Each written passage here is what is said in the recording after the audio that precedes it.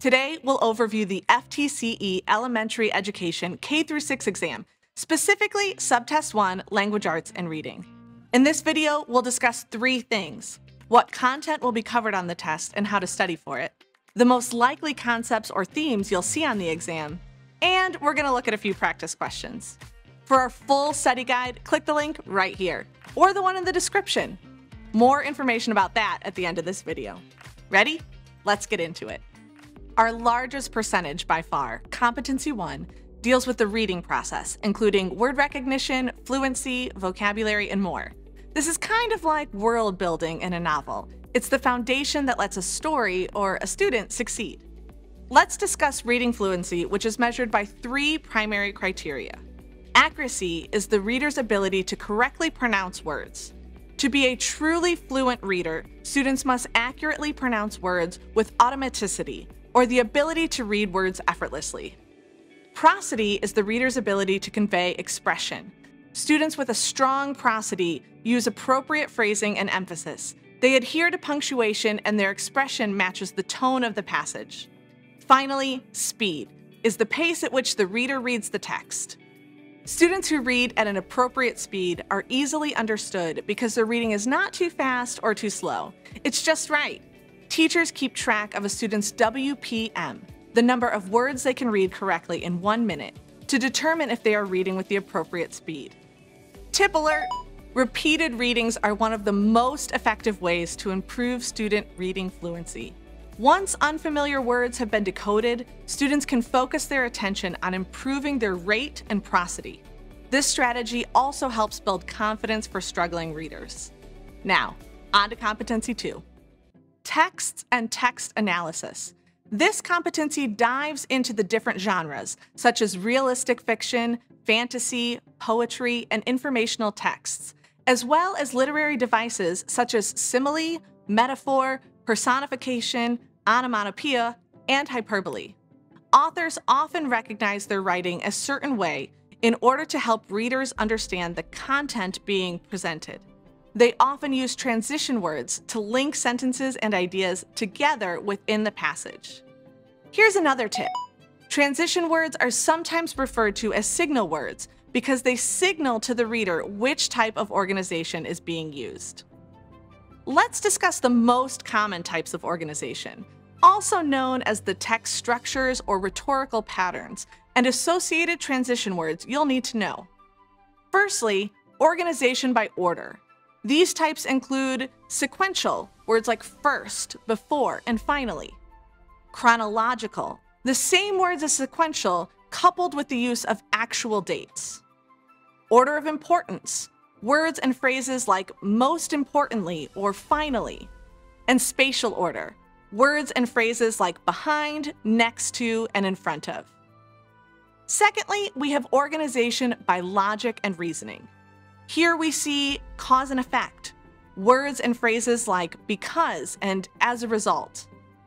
Problem and solution, similar words and phrases to cause and effect, plus additional words like steps involved and issue. Claim and refutation, words like certainly, nevertheless, and however. And compare and contrast, words and phrases like similarly or on the other hand. And that's the end of Competency II. Let's move on to the writing process. Calling all authors, Competency III is for you. This skill set is all about the various stages, processes, and modes of writing. Writing is an open-ended medium. Writing can be narrative when telling a story, persuasive when making an argument, or informative when delivering information. Each of the three main types of writing has its own purpose, audience, organization, and style choices associated with it. Let's get into each one. Narrative or descriptive writing is writing that tells a story or describes a specific person, place, or thing. Description can stand alone or be part of a narrative. It includes details, mood, atmosphere, sensory details, transition words, and dialogue.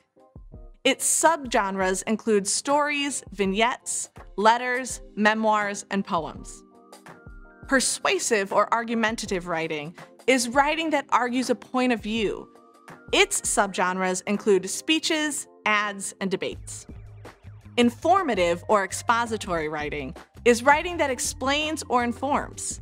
Its subgenres include essays, reports, informative pieces, and brochures. We're almost halfway done. Don't leave yet, though. Competency IV is all about literacy instruction and assessments. This skill set is a bit different than the previous three, as it deals with the process of teaching and assessing students' language arts and reading skills. To ace this competency, you'll need to be familiar with some key terms. Take a look. Assessments may be informal or formal. Informal assessments happen throughout instruction. While teachers do plan to informally assess their students during instruction, these are flexible assessments that can be easily adjusted to fit the flow of the lesson. A lot of informal assessment occurs through observation. Teachers may notice students' facial expressions and comments during instruction to ascertain their understanding of the material. Teachers may also prompt students to respond to questions using signals, such as thumbs up, thumbs down, or by recording displays of answers on individual whiteboards for a quick check. Formal assessments can happen both during and after an instructional unit. They are planned ahead of time and involve some type of scoring guidelines. They include things like quizzes, tests, and projects, or writing assessments scored with some kind of scale or rubric. Assessments may also be formative or summative. Formative assessments are assessments for learning. They are used to guide instruction, meaning they're administered to assess students' progress toward meeting a learning objective, so teachers can adjust instruction as needed. They help teacher answer the question, what do I teach next? Summative assessments are assessments of learning. They are used to gauge instruction by determining whether or not students mastered a learning objective. Teachers use them to answer the question, what did my students learn? Meaning, what do they know now, or what are they able to do? We're close to the end now, folks. Our last competency is number 5, communication and media literacy. This section covers listening and speaking strategies, avoiding plagiarizing, and finding reliable sources. So let's talk about credible sources. Not everything you hear is true. An unvetted source like your next-door neighbor is not as trustworthy as a reputable newspaper. Credible sources are ones that a reader can trust. The information presented in them can be backed up with evidence. To determine whether or not a source is credible, students have to ask who, what, where, and when. Who wrote it? Determine whether or not the author has a known agenda or bias. What are the key claims? Make sure there is evidence provided to support them. Where is the source from? Credible sources are typically from well-known, reputable publications. When was it written? The information could potentially be outdated by more current research. Here's a tip. Peer-reviewed publications are some of the most credible out there. This process ensures the quality and validity of the source. Look at that. We just finished our 5th and final competency. It's time for some practice questions. Starting off with Competency I, fluency is measured by which 3 criteria? All of these terms are important to the reading experience. However, only 3 are correct. These 3 are answer C. Fluency is measured by accuracy, prosody, and speed. Moving on. Which of the following text organizational patterns is presented in this excerpt? Go ahead and read it now. Pause if you need to. Now, let's reveal the correct answer. A. This student references dates to tell a portion of Helen Keller's life story, making this a chronological text structure. We're almost to the halfway point. 3 more now. Which of the following is the best example of expository writing? Define this term for yourself. With that in mind, you'll know the correct answer is B. A research report is a good example of expository writing.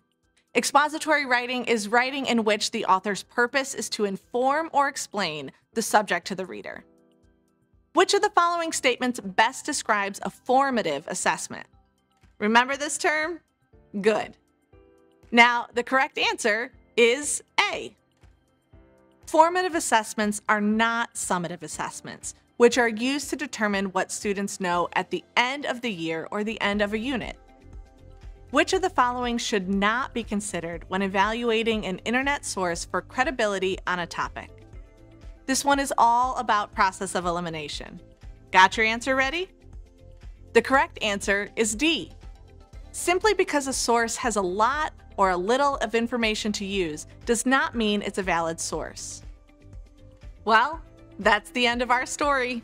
Hopefully you're feeling ready to ace Subtest 1 of your FTCE Elementary Education K-6 exam. Congratulations on finishing the video. There's still plenty more to learn. Did you know that our study guide has hundreds of practice questions? If you really want to make sure you're prepared for the FTCE Elementary Education Language Arts and Reading exam, take the next step and subscribe to the 240 study guide. It has hours of videos so you can watch and/or listen while doing chores.